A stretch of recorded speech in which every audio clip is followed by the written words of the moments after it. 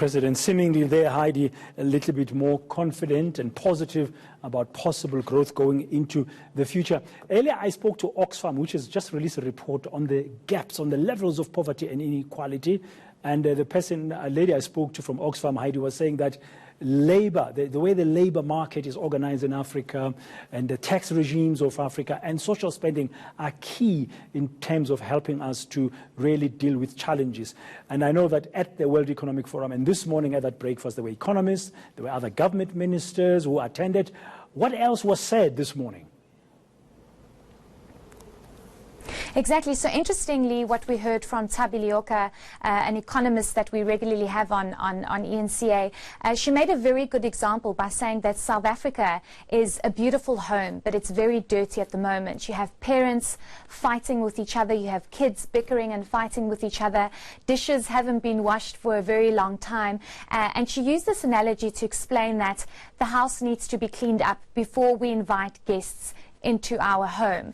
And the President is crying out for foreign investment. The President is crying out for local investment, for the private and the public sector to work together to bring in that economic growth, to bring in the much needed jobs and to deal with the major issues that we have with our state-owned entities, yet there is no proper cleanup.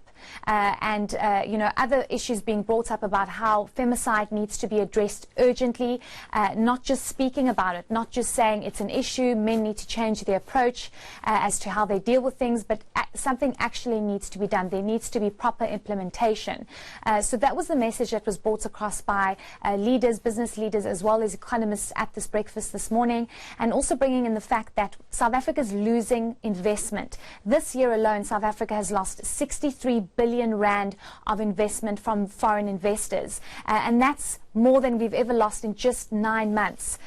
You know, the most we've lost was in 1998, and now we've lost all of this in just 9 months, just this year alone. So there's an outcry for implementation. There's an outcry for immediate action to be taken when it comes to economic growth, when it comes to our major issues, when it comes to the tax on foreign shop owners and femicide in this country.